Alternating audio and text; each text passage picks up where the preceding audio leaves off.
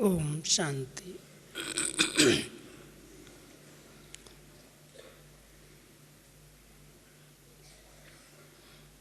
हम सभी स्मृति दिवस के इस अवसर पर बाबा की साकार स्मृतियों में निरंतर समाये हुए रहते हैं। आपके पास जो भी निमित्त भाई बहनें क्लास कराने के लिए आते हैं, साकार बाबा के अंग संग के अनुभव, उनसे मिली हुई शिक्षाएं आप हर क्लास में सुनते आ रहे हैं। बाबा की विशेषताओं की तो कितनी माला है। ब्रह्मा बाबा जिन्होंने शिव बाबा को अपना सब कुछ समर्पित कर दिया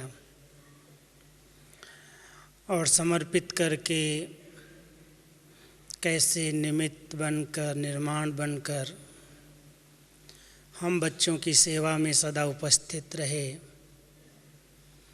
और रहे ही नहीं, लेकिन अभी भी हम उन्हीं की पालना में पल रहे हैं।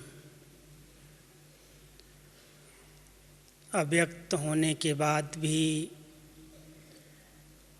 35-36 वर्षों से हम सबको बाबा की अव्यक्त पालना में रही है और वो इतनी शक्तिशाली पालना है जो साकार को नहीं देखा ये भासना नहीं आती। भल हमारा जन्म बाबा के बाद हुआ, मैं अपना नहीं बता रहा हूँ, आप सबके लिए कह रहा हूँ। मैं तो बाबा के होते बहुत छोटा था, करीब 4-5 साल का, तभी मम्मा ने लौकिक घर में गीता पाठशाला खोली थी। साकार बाबा के पत्रों से हमारी बहुत अच्छी पालना हुई। साकार में सन्मुख आने का चांस नहीं मिला। बचपन भी था और एक बहुत छोटे गांव में था, लेकिन अव्यक्त होते ही जो बाबा की सकाश से, बाबा के पत्रों से पालना हुई थी,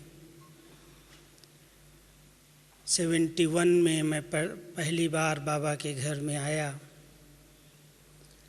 और बाबा के घर में आकर बाबा के परिवार को देखकर, बाबा के यज्ञ की हर आत्मा से प्रेरणा लेकर ऐसे अपनेपन की फीलिंग आई जो मैंने एक धक से निर्णय ले लिया कि अभी मुझे वापस नहीं जाना है। और उस समय मेरी उम्र केवल 15 साल की थी, लेकिन 1 वर्ष के लिए जाना पड़ा दादी जी की आज्ञा से। और फिर 1 वर्ष के बाद जब वापस आया तो यही शुभ संकल्प रहा कि कुछ भी हो, मुझे तो बाबा के यज्ञ की, बाबा के घर की सेवा करनी, यहाँ ही रहना है। लौकिक में क्या होगा, कैसे होगा, कोई भी बात की परवाह किए बिना बाबा के घर में सेवाओं का चांस मिला और धीरे धीरे आप सबके लिए जो ज्ञान का खजाना बाबा दे रहे हैं हम सबको, वो टाइप और सिंधी सीखी बाबा के घर में ही। और यहाँ से ही शुरुआत हुई ज्ञान रत्नों से खेलने की। 1976 में मुझे सेवाएं प्राप्त हुई। तब से लेकर के बाबा की जो मुरलियाँ, जो क्लासेस, जो वरदान, अव्यक्त इशारे आप सब सुनते हैं, जो हमारे ब्राह्मण जीवन का एक भोजन है, वो तैयार करने का परम सौभाग्य बाबा के घर में मिला। बाबा की मुरलियों से बाबा की विशेषताओं को हम आप सब जानते और सुनते समझते आ रहे हैं। इस 31 तारीख की मुरली में बाबा ने एक बहुत गहरा इशारा दिया है। वैसे तो इस सीजन की सभी मुरलियों के इसेंस में आप सब ने देखा होगा, बाबा हम सब को कह रहे हैं कि समय की रफ्तार बहुत तीव्र गति से जा रही है, इसलिए अपने पुरुषार्थ की रफ्तार को बढ़ाओ।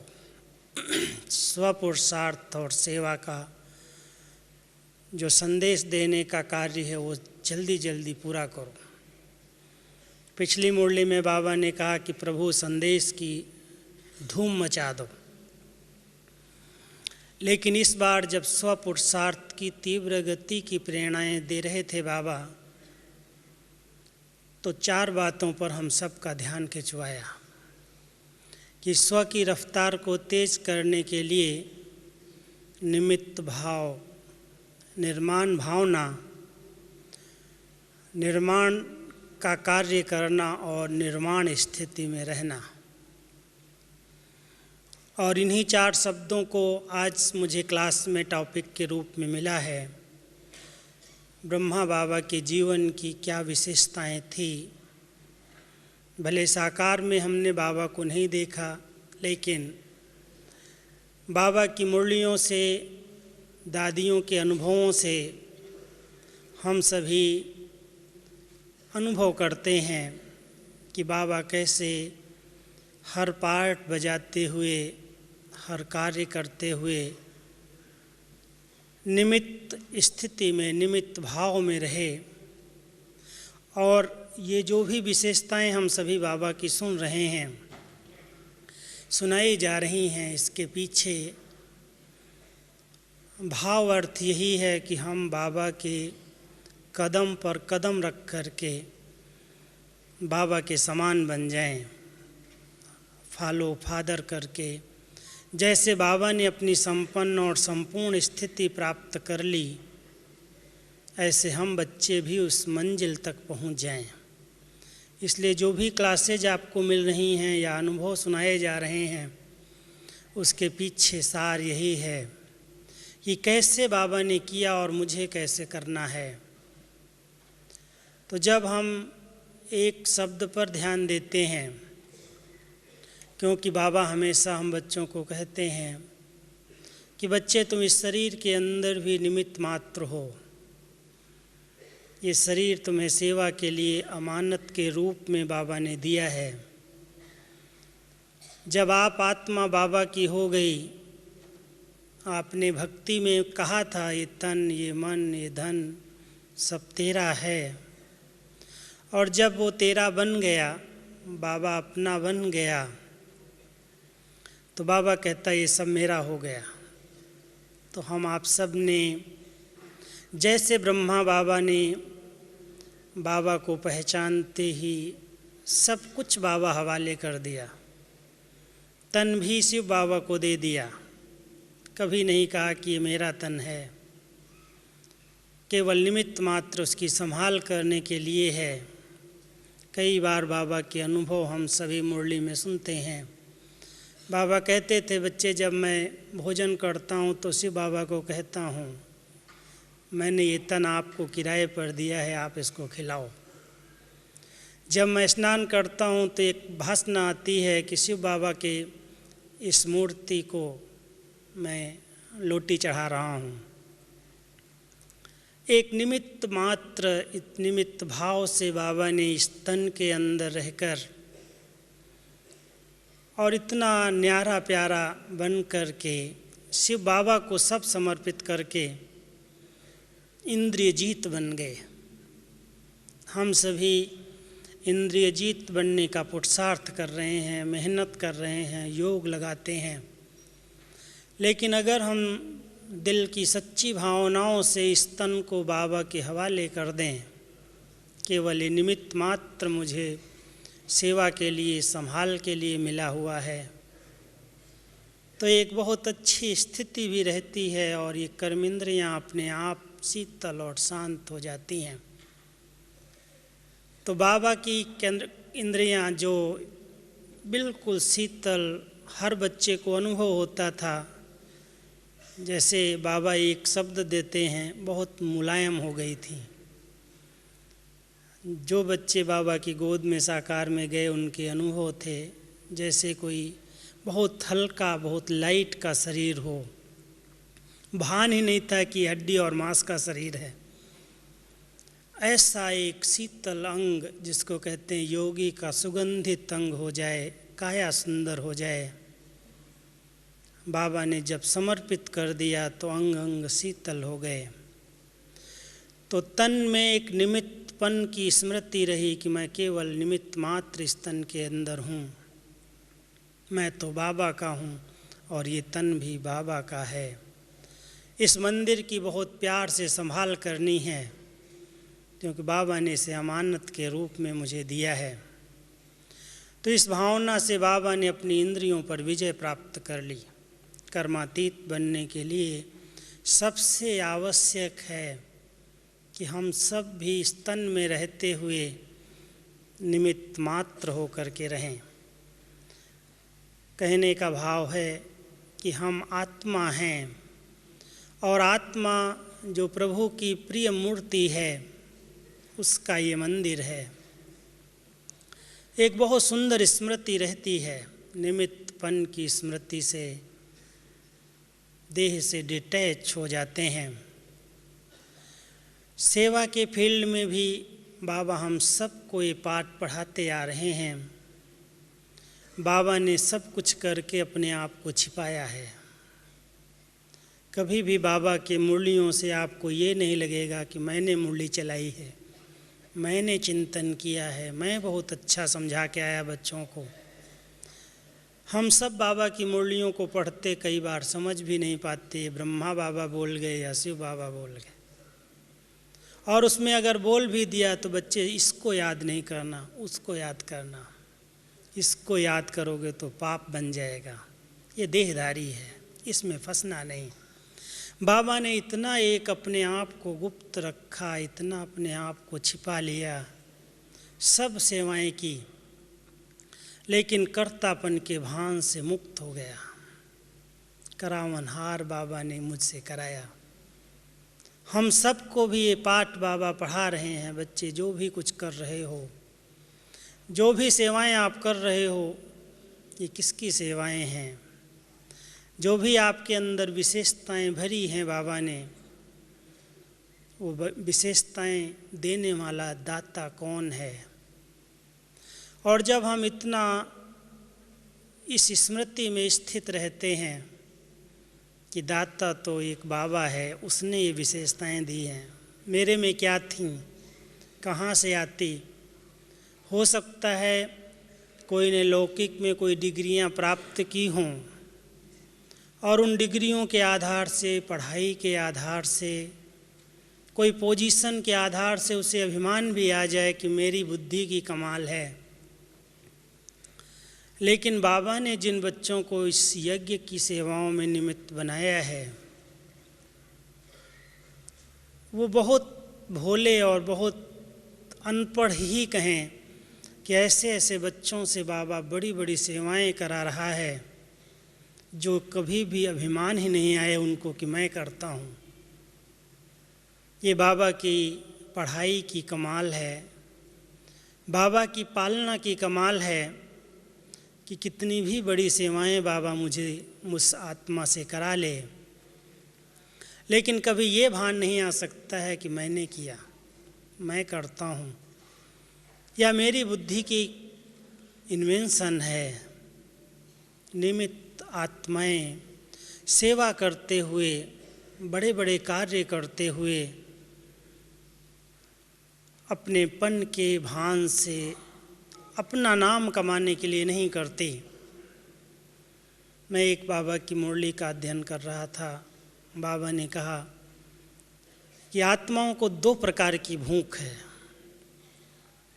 एक तन की भूख, शरीर को जब भूख लगती है, पेट को भूख लगती है, तो उस भूख के कारण वो अतृप्ति का अनुभव करती है, मिलना चाहिए चाहिए चाहिए, और उसके कारण वो कितने परिश्रम करती है। अतृप्त आत्माओं की कितनी इच्छाएं रहती हैं, लेकिन मन की भूख, मन की अतृप्ति भी है, और वो मान, शान, सैल्वेशन, साधन, अनेक चीज़ों की आकर्षण में आकर्षित होती, ये भूख उसको रहती है। लेकिन जो निमित्त आत्माएं हैं, जो निमित्त बन कर के सेवा के निमित्त बनी हुई हैं, जिनके अंदर है कि ये बाबा की सेवाएं मैं कर रहा हूँ, बाबा ने मुझे इस सेवा के लिए निमित्त बनाया है, उनके अंदर ये भूख दोनों प्रकार की नहीं रहती, अतृप्त नहीं रहते, वो तृप्त दिखाई देते हैं, भरपूर दिखाई देते हैं। वो मान शान के पीछे, सैल्वेशन और साधन के पीछे भागते दौड़ते नहीं, क्योंकि बाबा के बच्चों को जितना सम्मान, जितना सम्मान प्राप्त हुआ है, कभी कभी आप सभी देखना बाबा कितना सम्मान दे करके मुरलियाँ चलाता है, बच्चों को कितनी ऊंची नज़र से देखता है कि मेरे बच्चे क्या हैं। और कई बार हम बच्चों को कहता, बच्चे तुम भी त्रिकालदर्शी स्थिति में बैठ करके देखो। बाबा त्रिकालदर्शी बन करके हमारे पार्ट को देखता है कि ये मेरा बच्चा क्या बनने वाला है। भले वर्तमान में पुरुषार्थी है, लेकिन ये भविष्य में बहुत श्रेष्ठ पद प्राप्त करने वाला है। इसलिए बाबा उस समान से, उस सम्मान से देख करके हम बच्चों से बात करते हैं। तो बाबा ने हम सभी को इतना सम्मान दिया है, इसलिए आत्माओं के सम्मान की, मान की इच्छा जागृत ही नहीं हो सकती। इसलिए बाबा हम बच्चों को निमित्त मात्र या निमित्तपन की स्मृति में रहने की प्रेरणाएं देते हैं। जैसे बाबा ने निमित्तपन से निर्माणता को धारण करके अपनी संपन्न स्थिति को प्राप्त कर लिया, ऐसे हम सभी भी बाबा के कदम पर कदम रख कर के बाबा के समान बन सकते हैं। प्रवृत्ति में रहते हुए भी हम निमित्त मात्र हैं। ये प्रवृत्ति, ये सेवाएं जो बाबा ने दी हैं, ये सेवा के संबंध के लिए हैं। इस भान से हम ट्रस्टीपन की स्मृति में रह सकते हैं। तो निमित्त भाव की स्मृति ट्रस्टी बना करके हमको रखती है, अपनेपन की ममता नहीं आती, और सहज उपराम स्थिति में हम स्थित रह सकते हैं। क्योंकि निमित्त शब्द ही दो बातों की स्मृति दिलाता है। जब कोई कहता मैं निमित्त हूँ, तो निमित्त आत्मा जवाबदार हो जाती है, और जवाबदारी सिखा देती है कि जो कर्म मैं करूँगा मुझे देख सब करेंगे, जैसा मैं चलूँगा मुझे देख सब फॉलो करेंगे। इसलिए जो निमित्त हैं, चाहे आप क्लास में अपने निमित्त हैं, चाहे किसी सेवा के निमित्त हैं, किसी भी कार्य में निमित्त हैं, उनको हर कदम पर बहुत ध्यान रखना पड़ता है कि मैं निमित्त हूँ, मुझे देख करके अनेक लोग सीखेंगे। इसलिए निमित्त आत्माओं पर बहुत बड़ी जवाबदारी होती है। लेकिन जवाबदारी होते हुए किसने जवाबदारी दी है, ये स्मृति जब आ जाती है तो वो जवाबदारी बहुत लाइट बना देती, हल्का बना देती है। इसलिए पिछली मुरली में बाबा ने कहा, बच्चे किसी कोने में भी अगर कोई प्रकार की फिक्रात का बोझ हो आपके सिर पर, तो मुझे दे दो, सिर्फ मेरे को तेरे में बदल दो। ये मेरा बोझ नहीं है, अब मैं बाबा का बन गया, इसलिए सब बोझ बाबा को दे करके हल्के हो जाओ। और अगर इस ब्राह्मण जीवन में संगम युग पर भी कोई बोझ रख करके चलता है, तो मैं एक हंसी की मिसाल हंसी की बात कभी कभी क्लास में कहता हूँ कि अगर कोई यात्रा पर निकला हो, ट्रेन की बस की यात्रा पर जा रहा हो और उस यात्रा में खुद बस की सीट पर बैठा हो और बोझ ये सामान जो उसके साथ हो अपने सिर पर ले ले, तो उसको क्या कहेंगे? हम सभी यात्री हैं, यात्रा पर चल रहे हैं और हम सबको बाबा ने अपनी गोद, अपनी छत्र छाया के नीचे गोद में बिठा कर के लिए जा रहा है। कई बार कहता मैं अपने बच्चों को अपनी पलकों पर बिठा कर के ले जाऊंगा। आत्मा जब तक लाइट नहीं होगी तब तक पलकों पर कैसे बैठेगी? बाबा की गोद में बैठने वाली आत्माएं भी अगर फिर भी अपने सिर पर बोझ रखें तो बाबा को भी कई बार लगता है कि आत्माओं ने पहचाना नहीं मुझे किसकी गोद मिली है, कौन मेरी जवाबदारी ले रहा है, किसका मैं बना हूँ। तो इतनी डबल लाइट स्थिति में स्थित रहने से योग सहज लगता है और आत्मा अपने आप नम्रचित्त बन जाती है, निर्माण बन जाती है। कोई भी बोझ नहीं, कोई चिंता नहीं, कोई फिक्र नहीं। ब्राह्मण जीवन का सच्चा सुख, सच्चा आनंद अनुभव करना। बाबा के बच्चे भी अगर कोई ऐसी चिंताएं लेकर के घूमते हैं तो बाबा को सचमुच रियल अगर देखें तो अपना बना करके अधिकार से उस पर अधिकार से यूज नहीं करते बाबा को, और जो यूज करते हैं वो बहुत हल्के, बहुत लाइट रहते हैं। तो ये समय है, एक और जवाबदारियां बाबा ने दी हैं, सेवा की जवाबदारियां हैं, इतने बड़े विश्व परिवर्तन की जवाबदारियां हैं। हम आप सभी देख रहे हैं अपनी दादियों को, इतनी सब जवाबदारियां, इतना बड़ा यज्ञ चल रहा है, इतने बच्चे आते हैं, खाते हैं, रहते हैं, कैसे उनकी सबकी पालना हो रही है, लेकिन फिर भी कितनी डबल लाइट है। कोई भी प्रकार की चिंता नहीं है, बोझ नहीं है। कभी कभी दादी जी से कोई इंटरव्यू लेने वाले कहते थे आपको फिक्र होती है, इतने सब आने वाले हैं। दादी कहती मैं फ़िक्र क्यों करूं, बाबा बैठा है, बाबा कराने वाला है, मेरा क्या है। तो इतनी निमित्त आत्माएं हल्की रहती हैं, जवाबदारी होते हुए भी, सब कार्य करते हुए भी। कार्य से किनारा नहीं, लेकिन कर्तापन के भान से अवश्य किनारा हो गया। मैं करती हूँ, मैं करता हूँ नहीं, लेकिन ये बाबा का कार्य है, बाबा का यज्ञ है, कराने वाला वो है। और इसी स्मृति से आपने ब्रह्मा बाबा के इतिहास में पढ़ा होगा, जब बेगरी पाठ शुरू हुआ, बहुत बड़े बड़े कड़े पेपर सामने थे, कहाँ रहेंगे, क्या खाएंगे, 300 का परिवार और भंडारी के अंदर 4 आने भी न हों। ऐसी बेगरी पार्ट के अंदर भी बाबा कितना बेगमपुर के बादशाह रहे, कितना निश्चिंत रहे कि मेरे को बच्चे नहीं, ये मेरे जवाबदारी नहीं, बाबा इसको खिलाने वाला है और ज़रूर खिलाएगा। एक अटूट निश्चय, एक अटूट भावना कि बाबा ने यज्ञ रचा है, बाबा के यज्ञ के अंदर बच्चे समर्पित हुए हैं। किसी किसी बच्चे को आया भी कि मैं जाऊं कुछ कमा करके ले आऊं, तो बाबा ने क्या कहा, बच्चे नहीं, तुमने जीवन बाबा को दी है, तुम्हारी कमाई नहीं चाहिए, तुमको बाबा खिलाएगा। और आज भी बाबा हम सब की गारंटी लेता है कि बच्चे कोई भी प्रकार की तुम्हें चिंता करने की ज़रूरत नहीं। तुमने अगर बाबा को भोग लगा के याद करके खाया है, बाबा को तुम भोग लगाते हो, तो बाबा तुम्हें भूखा नहीं रख सकता है। ये गारंटी है, ये जवाबदारी बाबा ने ली है। तो हम इतना निमित्त भाव से जवाबदारियां संभालते हुए भी डबल लाइट स्थिति का अनुभव करते चलें।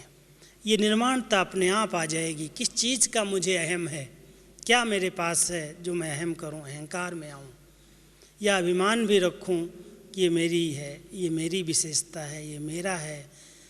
लेकिन जब बाबा ने निमित्तपन की स्मृति से कर्तापन के भान को मिटाया, जवाबदारियां होते हुए भी बोझ बाबा के ऊपर अर्पित कर दिए, उपराम बन गए, ट्रस्टी बन गए, न्यारे बन गए, सबसे अपने आप सब बच्चों का प्यार मिलने लगा।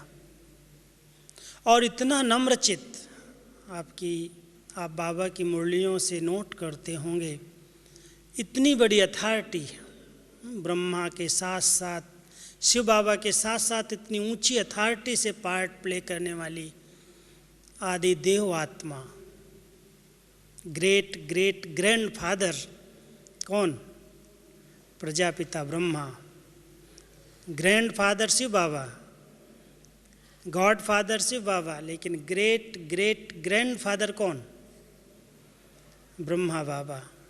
और इतनी ऊंची हस्ती हुए वो कहता है बच्चे मैं तो बच्चों के का सेवाधारी हूँ। इतना नम्रचित, इतना निर्माण, मैं कुछ नहीं करता हूँ, बच्चे करते हैं, पहले बच्चे। कोई भी अच्छे कार्य में नाम हो जहाँ पर भी बच्चों का हो, और उसी के लिए, उसी आधार से ब्रह्मा बाबा ने सबकी दिल को जीत लिया। सबके दिल से निकलता था मेरा बाबा, और अभी तक भी बाबा मेरा बाबा, बाबा बैठा है, बाबा करा रहा है। शिव बाबा तो न्यारा निर्लिप्त है ही, लेकिन साकार में अभी तक जो पालना मिल रही है अव्यक्त रूप से ब्रह्मा की, कितनी वंडरफुल पालना है, कितनी विचित्र है। अगर हम सभी थोड़ा सा भी इस पर गौर कर लें तो हमारे आंखें भर जाती हैं कि सचमुच बाबा क्या स्वार्थ है, क्या चाहिए, जो आज इतने 36-35 वर्षों से हम सब के बीच में इतने घंटों बैठ कर के एक एक बच्चे को श्रृंगार रहे हैं, एक एक बच्चे की पालना दे रहे हैं, प्यार से, शिक्षाओं से, श्रीमत से। पालना कैसे हो रही है? पालना का आधार क्या है?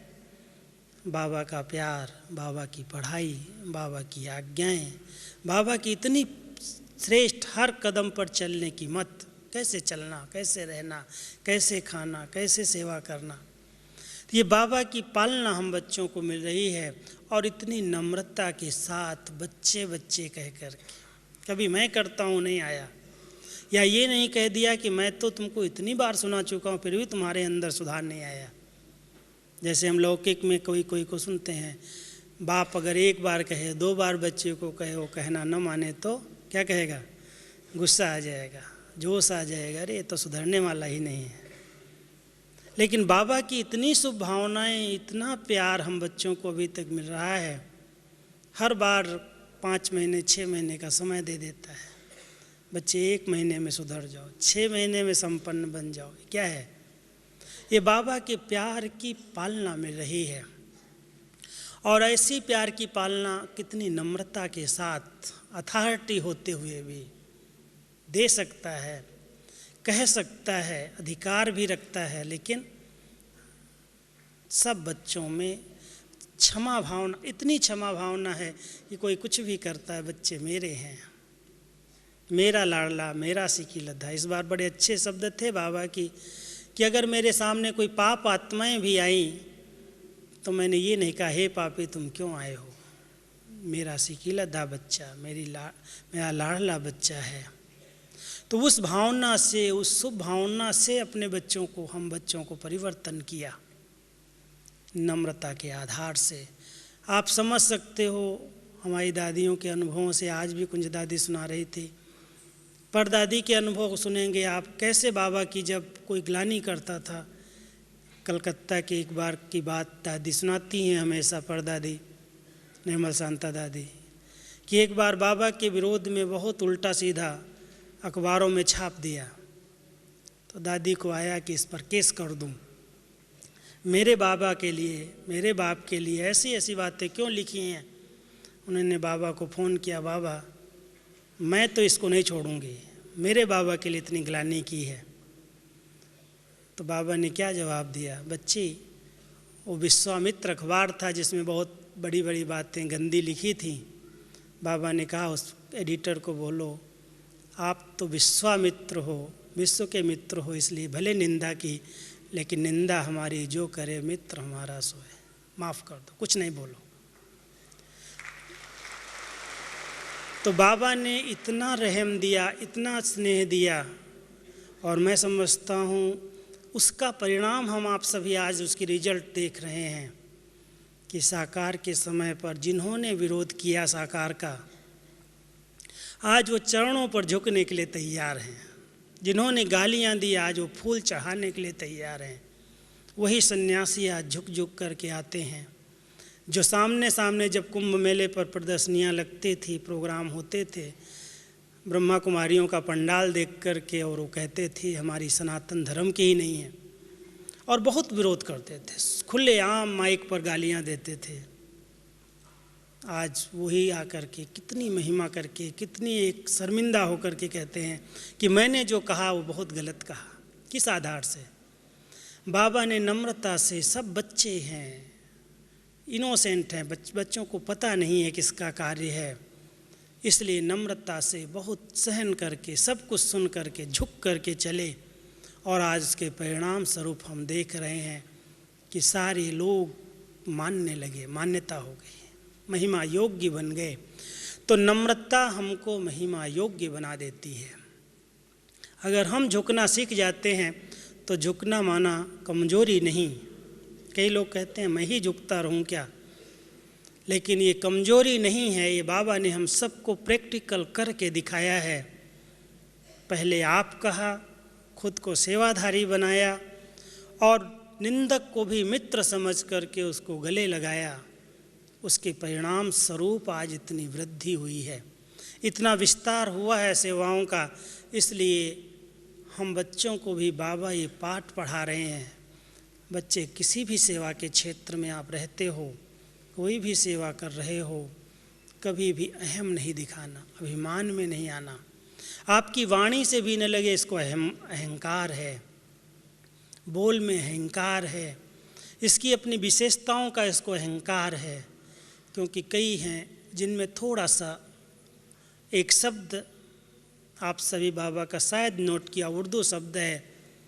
बाबा हमें एक तरफ रूहानियत का पाठ पढ़ा रहे हैं, रूहानियत के साथ रुहाब, रुहाब शब्द एक आता है बाबा की मुरली में।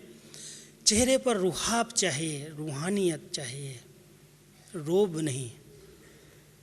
रोब अहंकार का शब्द है, अभिमान का शब्द है, और जिसके अंदर थोड़ा भी रोब होता है वो दूसरों की इंसल्ट बहुत जल्दी करता है। अगर आपको अपनी सेवा का भी रोब है कि मैं बहुत अच्छी सेवा करता हूँ, मैं अथक हूँ, मैं प्लानिंग बुद्धि हूँ, मेरी बहुत अच्छी इन्वेंशन है, रोब रहता है और दूसरे को नीचा दिखाना चाहते हैं, अपमान हो जाता है लोगों का।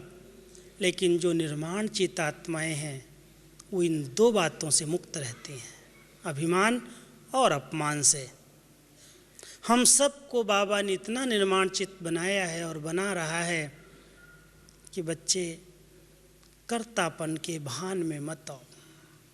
किसका तुम दे रहे हो ये स्मृति रखो।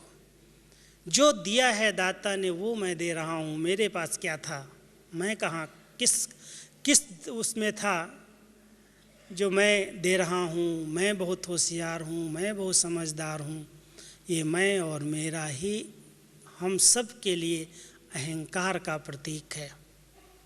इसलिए बाबा हम सब बच्चों को नम्रता का कवच पहनाता है, और जिसने इस नम्रता के कवच को पहन करके रखा है उसके ऊपर माया अटैक नहीं कर सकती है, वार नहीं कर सकती है। कहीं से भी ऐसे नेगेटिव संकल्प की उत्पत्ति नहीं हो सकती, क्योंकि वो सहन कर लेता है, वो झुक जाता है, समा लेता है। बहुत सारे गुण इससे आ जाते हैं। तो जैसे बाबा ने किया, अब हम बच्चों को कहता है बच्चे मुझे सिर्फ फॉलो करो, तुम भी सबको क्षमा करो, तुम भी सब पर रहम करो, तुम भी मास्टर दाता बनो, तुम भी सबको सुख दो, सम्मान दो, सुखदायी बन करके रहो। इसलिए ही बाबा की मुरलियाँ चल रही हैं, बच्चे दुआओं का स्टॉक जमा करो। तुम्हारे पीछे भगत तो आएंगे द्वापर से लेकर के भीख मांगने के लिए, दुआएं लेने के लिए, लेकिन अभी भी तुम्हें दुआओं का स्टॉक बहुत मदद करेगा, क्योंकि ऐसी ऐसी परिस्थितियां तुम्हारे सामने क्रिएट होने वाली हैं जिसमें और कोई साथी सहारा नहीं, लेकिन दुआएं साथ देंगी। इसलिए सुख दो, सबको सुखदायी बन करके जिन आत्माओं के संग में रहते हो सबको सुखदायी दो। और सुख वही दे सकता है जिसके अंदर नम्रता का गुण है। थोड़ा भी अभिमान है तो अपमान करेगा या अभिमान दिखाएगा, किसी न किसी की इंसल्ट कर देगा, किसी के दिल को दुखा देगा, किसको बद्दुआ दे देगा। लेकिन अगर उसके अंदर नम्रता है तो दुआएं देगा और दुआएं लेगा। अब तीसरी बात पर मैं आपका ध्यान खिंचवाता हूँ, क्योंकि बाबा ने जो अपनी कर्मातीत और संपन्न स्थिति प्राप्त की, उसके लिए हम सब का एक विशेष ध्यान, और आप सभी बहुत सुंदर अनुभव के समय पर आए हैं। गोल्डन चांस अनुभूति का, निर्वाण स्थिति का अनुभव। निर्माण की बात मैं नहीं कर रहा हूँ, निर्माण तो हमारे हर कर्म से होगा। अगर मैं निमित्त और निर्माणचित स्थिति में रहता हूँ तो हर एक की स्थिति को आगे बढ़ाने के लिए, हर सेवा के कार्य को आगे बढ़ाने के लिए, नई दुनिया के निर्माण के लिए हम निमित्त बन जाएंगे। निर्माण की भाषा आप समझ रहे होंगे मेरी बात, जिसको कहते हैं नव निर्माण। निर्माण का कार्य, कंस्ट्रक्शन का कार्य, स्थापना का कार्य अपने आप होगा अगर मैं निमित्त और नम्रचित्त होकर रहता हूँ तो। लेकिन ये जो चौथी बात निर्माण स्थिति की मैं आपसे कर रहा हूँ, बाबा ने अंतिम समय में, शायद पिछले वर्ष की मुरलियों में आपने देखा होगा, गीत नहीं थे। बाबा की ऐसी मुरलियाँ जब कोई बिना गीत की सुनती हैं तो भाई बहनों को पता नहीं होता, और मुझसे कई बार पत्रों में भी लिख करके पूछते हैं, भाई जी आप गीत काट देते हो क्या? मैंने कहा मैं गीत नहीं काटता हूँ, मैं मुरली ऐसे कट नहीं करता हूँ। बाबा ने अंतिम समय में जब संपन्न स्थिति को प्राप्त किया, उस समय कुछ समय से पहले से बाबा का एक पुरुषार्थ था निर्वाण स्थिति में रहने का, वाणी में नहीं आना। और अगर कोई बाबा से गुड मॉर्निंग भी करता था तो बाबा कहते थे, बच्चे आवाज़ में आकर के नहीं करो, आवाज़ से परे रहने का अभ्यास करो। ये गीत सुनने की कोई ज़रूरत नहीं है, ये भी आवाज़ में लाने वाले हैं, इनसे भी पार हो जाओ। और उस निर्वाण स्थिति का इस बार बाबा ने जिक्र किया 31 तारीख की मुरली में। बाबा ने कहा, बच्चे जब तक तुम बच्चे निर्वाण स्थिति में नहीं रहोगे तब तक निर्वाण धाम के गेट को चाबी नहीं लगेगी, मुक्ति धाम का दरवाज़ा नहीं खुलेगा। और उस निर्वाण स्थिति में रहने के लिए जरूरी है एक निर्वाण स्थिति, हम वानप्रस्थ स्थिति को कह रहे हैं, वाणी से परे की स्थिति। और वो वाणी की परे स्थिति, जैसे वानप्रस्थ आत्माएं जो वानप्रस्थ स्थिति में पहुंचती हैं, इस एज के हिसाब से, आयु के हिसाब से, वो वानप्रस्थी आत्माएं भी दो बातों का ध्यान रखती हैं। एक सिमरन में रहती हैं, भगवान का चिंतन चले, राम राम की माला चलती रहे और कुछ याद ना आए। एक सुमिरन और दूसरा वैराग्य। कुछ भी उनको चाहिए नहीं, कोई से राग नहीं, कोई से लगाव नहीं, कोई से नफरत नहीं। तो वानप्रस्थी आत्माएं सुमिरन और वैराग्य की वृत्ति से अपनी अंतिम दिन काटती हैं। हम सभी इस समय, इस वर्ष, जिसमें बाबा ने हम सबको होमवर्क ये दिया है कि बच्चे अब मुक्ति धाम की चाबी तैयार करो। याद है ना 31 तारीख की मुरली जिन्होंने सुनी होगी, बाबा ने कहा बच्चे अभी तक गेट की चाबी तैयार नहीं हुई है, और वो तैयार होगी आपके वैराग्य वृत्ति से। उसके लिए निर्वाण स्थिति में रहने की बहुत ज़रूरत है। आप सभी ध्यान से सुनना, हमारी माताएं भाई सभी अंडरलाइन करना, क्या हम इस साकार दुनिया में रहते हुए निर्वाण स्थिति में रह सकते हैं? रह सकते हैं। बिल्कुल वाणी में हम ना आए। मुख की वाणी अलग है, आवश्यकता से बोलना पड़ता है, लेकिन कई बार जो अंदर डायलॉग चलता है, मन का डायलॉग, जो उलझा देता है, जो हमारे योग को डिस्टर्ब कर देता है, जो गहन शांति का अनुभव करने नहीं देता, जो परमात्मा अनुभूति करने नहीं देता, आप सभी 3 दिन के लिए, आज 16 तारीख है, 17, 18 और 19 स्मृति दिवस मनाएं। हमारी एक शुभ प्रेरणा है कि निर्वाण स्थिति का हम गहरा अनुभव कर लें। वो निर्वाण धाम की स्थिति क्या होगी, आत्मा वहाँ पर किस स्वरूप में स्थित रहेगी, जहाँ कोई भी हलचल नहीं है, जहाँ कोई भी आवाज़ नहीं है, जहाँ कोई भी गम नहीं है। ऐसा ना चेहरा सूखा हो, ऐसे लगे पता नहीं इसको क्या हो गया है, कोई दुख तो नहीं है, कोई तकलीफ़ तो, ऐसी शांति नहीं। लेकिन चेहरे पर प्रसन्नता है। चेहरे की विशेषता जो बाबा कहते हैं, मुस्कुराहट है, प्रसन्नता है, भरपूरता है, तृप्त है, रूहानियत से भरपूर है। तो आप सभी 3 दिन में अभ्यास करके देखना, क्या मैं आत्मा वाणी से परे रह सकती हूँ? है ऐसा अभ्यास कर सकते हैं? जो करेंगे या कर सकते हैं, क्योंकि ये वरदानी दिन है, बहुत गोल्डन चांस है। अगर कोई आवाज़ में आने वाला भी हो तो उसको भी आपकी स्थिति देख करके आवाज़ बंद हो जाए। ऐसा अभ्यास जो 3 दिन करके वानप्रस्थ स्थिति का, निर्वाण स्थिति का, उस शांति धाम की गहन शांति का या अव्यक्त वतन की सैर का अनुभव करना चाहते हैं, वो 3 दिन के लिए मन का और मुख का डबल मौन ले लें। ले सकते हैं? माताएं ले सकते हैं? जो ले सकते हो हाथ उठाओ। ले सकते हैं सभी? लेंगे? अच्छा, लेंगे जो हाथ उठाओ। लेंगे? 18 जनवरी के दिन तो वैसे भी अपने आप ऑटोमेटिक शांति हो जाएगी, कोई बोलेगा ही नहीं किसी से। वो तो दिन ही ऐसा है जो न चाहते भी खींच ले जाती शांति। आत्मा अपने आप अव्यक्त वतन की सैर करने लगती है, बाबा से मिलन मनाने लगती है। लेकिन कल 17 तारीख, 18 तारीख और 19 तारीख 3 दिन के लिए आप सब समझो हम अंतर्मुक्ता की गुफा में हैं।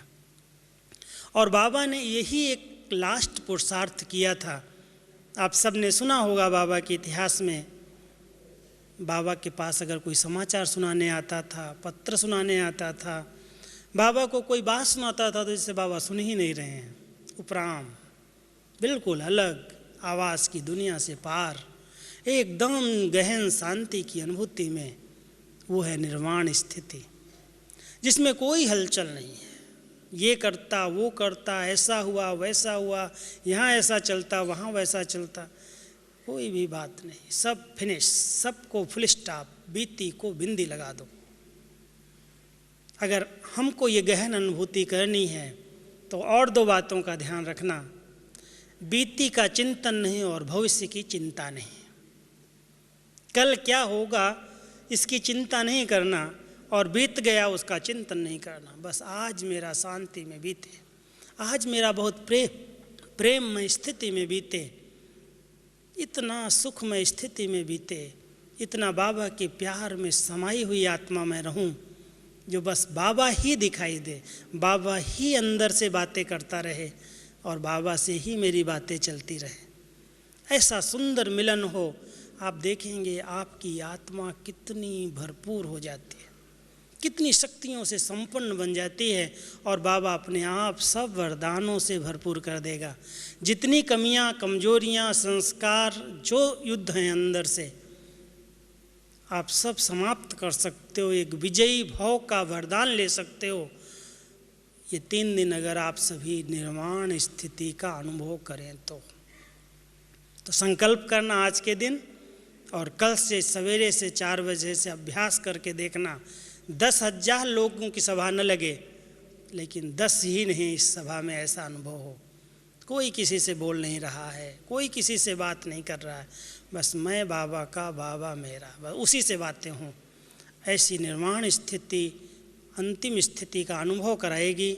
और जब ये स्थिति हमारी बन जाएगी तो ज़रूर बाबा जो कह रहा है, बच्चे तरस आ रहा है, मेरे राइट हैंड्स बच्चे रहम करो, इन आत्माओं को मुक्ति दो, इनके दुख दर्द दूर करो, बहुत भ्रष्टाचार है, बहुत दुख है, प्रकृति तंग आ चुकी है, एडवांस पार्टी बोल रही, पुकार रही है।